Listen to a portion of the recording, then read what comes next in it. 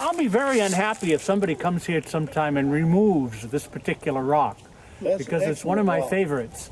Why don't you take it home? Why don't I take it? Yeah. No. It's perfectly good here. This is one of my favorite things to show people on this trip. And that's why I wanted to stay here. Okay. This particular rock right here, after the diagram I drew in the classroom, you ought to be able to tell me what this represents. Those are ripple marks. Is it a current ripple or a wave ripple? No, it's a current ripple. Sorry about that. With this one, if I turn this upside down, it would look exactly the same. It's a gentle slope up one side and then a sharp drop on the other, and then a gentle slope and a sharp drop. So if this way is up, then the current was flowing in this direction.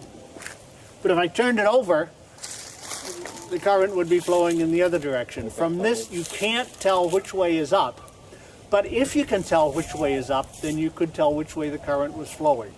Now, this rock itself, it's a little hard to tell here because it's very badly stained. But if we go back up to the side, to the right side of the building there, we get a better look at the fresh rock itself. And, so what kind of rock is it? I think I know it. I don't remember. First is a metamorphic sedimentary or igneous.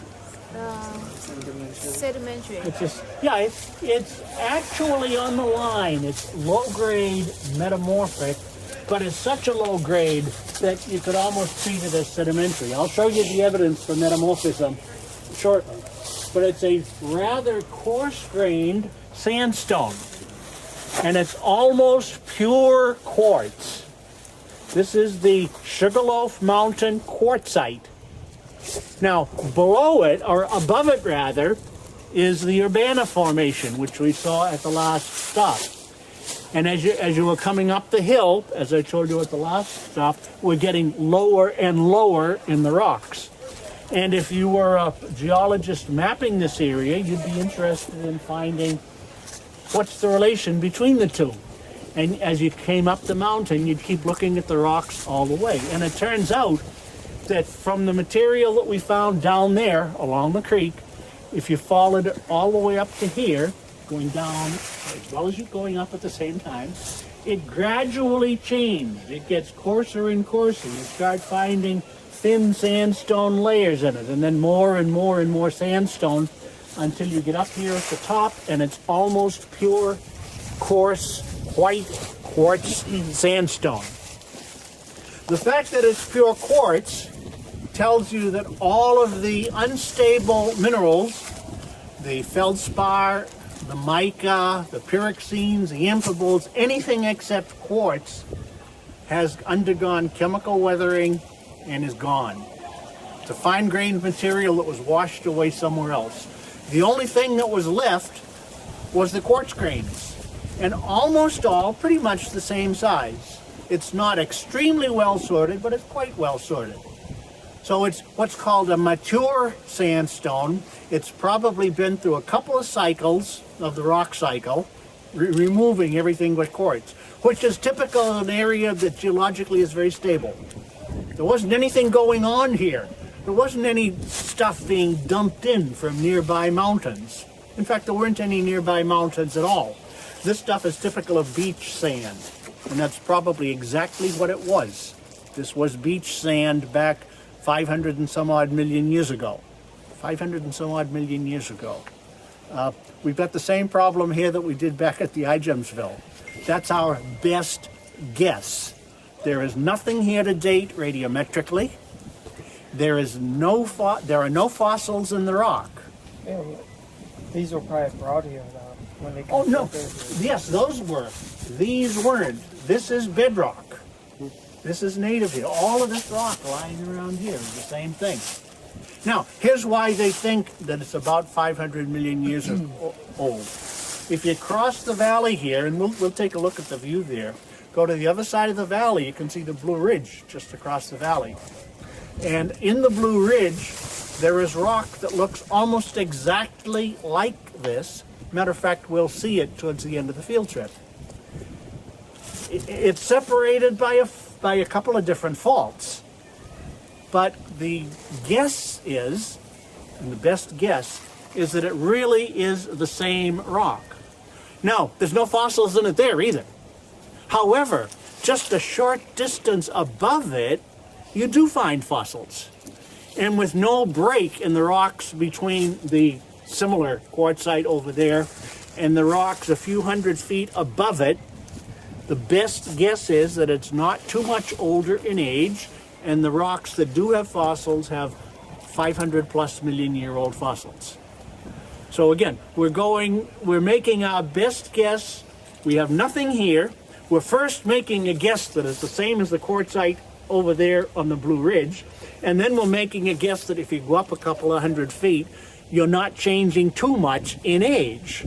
Those are two assumptions that are very, very difficult to prove. On the other hand, it's the best guess we've got.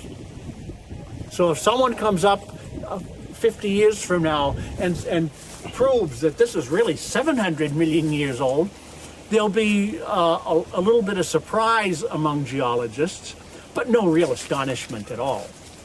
There's a very good example of this up in the Boston Basin where I went to school. I went to school in the Boston area. And there are two big sedimentary basins up there, one around Boston itself, and one just to the south in southern Massachusetts and Rhode Island. They're separated by only a couple of miles. And the rocks in Rhode Island and southeastern Massachusetts have good fossils in them, showing that those rocks are about 275 million years old. The rocks in the Boston Basin are very similar. Couldn't find any fossils in those, but make the guess that since the rocks are so similar and so close, that they're the same age. It turns out they're about 600 million years old. They just happen to look like the rocks in the basin to the south. They are completely unrelated. What's a million years? Well, in this particular case, it's more like 300 or 400 million. But I mean, what's 300 or 400 million? You know, a few hundred million here, a few hundred million there. Eventually, you're talking about quite a bit of time. Okay, let's go up and take a look at the top. Oh no! Before we go, I said there was evidence of metamorphism here, low-grade metamorphism. And if I can find some of that, yeah. Over here on the side, there's sort of a vertical fracturing in the rock. And see, it's been accentuated by some of the lichens growing in the cavities here. That actually is something called pressure solution. If you put pressure on something, it increases the energy of the material and makes it slightly more soluble. Quartz is very insoluble except under high temperature water. But even at low temperatures, if you put pressure on it, that'll make it slightly more soluble, and it'll dissolve along vertical fractures. So these fractures here are pressure solution, indicating that the pressure was from this direction. Now, do you see bedding in this rock? Yeah. These lines here are the bedding fractures. This is the sort of bedding that you can see in the field, but if I had this rock in the lab, you couldn't see any bedding at all because the beds are just way too thick. The bedding here is nearly horizontal. You know, it's not quite flat, but it's pretty close to flat. Down there on the other side, at the outcrop that we saw by the stream bed, there the bedding actually dipped very steeply. So the bedding is steep down there, flattens up here, and if you continue down towards the valley, it turns over and goes the other way. So we here have an upfold called an anticline.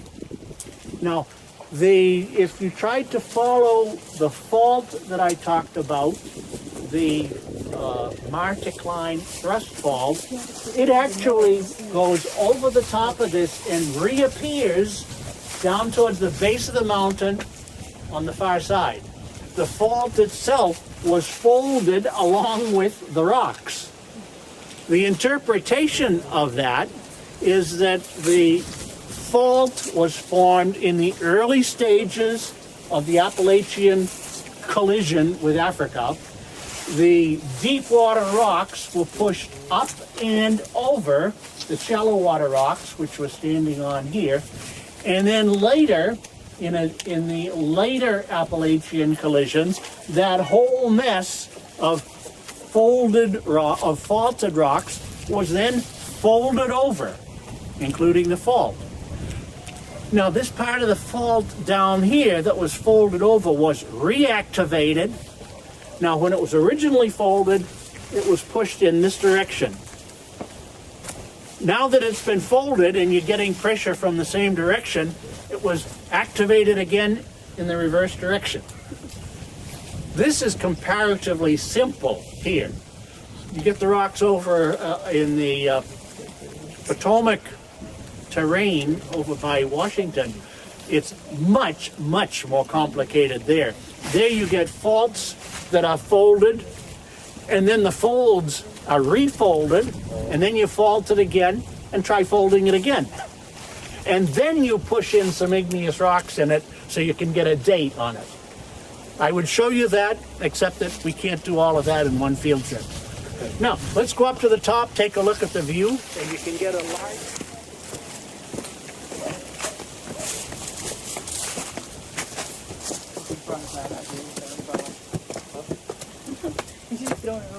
So, now, we are now at about the highest point on the Maryland Piedmont. Why is this the highest point? Why does this mountain stand here at all? What's different about this particular spot compared to the valley down there or the valley that we were in already? Why is this 1,800 or so feet high? It hasn't been pushed up any more than the areas around here. No guesses? Okay, what's this mountain made of? Quartz. Quartzite. Almost pure quartz. What's the hardness of quartz? 7. And what happens to quartz when you weather it chemically? Nothing. Quartz is almost indestructible compared to almost all other minerals. Certainly compared to all the common rock-forming minerals. So in the millions of years that have gone on since this whole area was disturbed, this has been sitting here undergoing weathering and erosion. And the quartz has worn down, yes. That valley down there is limestone or marble. It's very low grade, you can call it whichever you want. Limestone, hardness 3. Soluble in rainwater. It has worn down a lot more.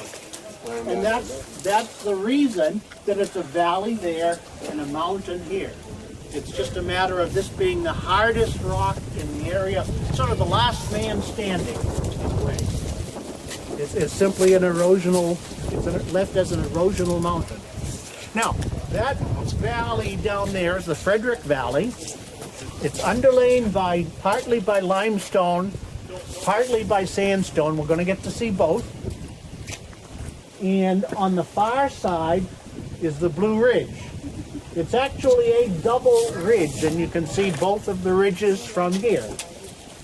That first ridge on the skyline is quartz sandstone, very much like the sandstone here, and it may indeed be the same rock, except that we can't connect it because there's a fault up in between. Valley beyond is the Middletown Valley.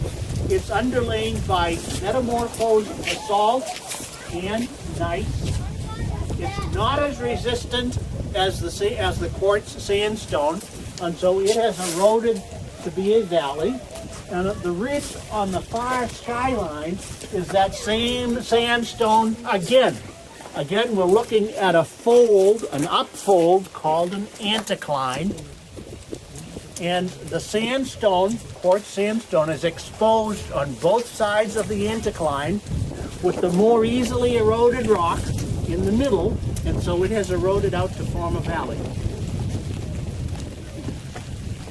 So do you have some picture of the geometry here? Now here, the sandstone is at the crest of the mountain. If we wore it down a little bit further, there might be softer rock underneath, in which case the mountain would go away. We'd have ridges on either side, and this would be a valley. That's what happened over there. Okay, any questions? Are we going over there? Yes, we're gonna drop down in the valley there. Our next stop, we're going to look at the Frederick limestone or Frederick marble. It's called both. So you'll get to see that. And we'll also get to see some other stuff that I'll show you. And after that, we will get to look at the sandstone that records the opening of the Atlantic Ocean, at which time then we will have a break for ice cream. Okay? Geology class. All right.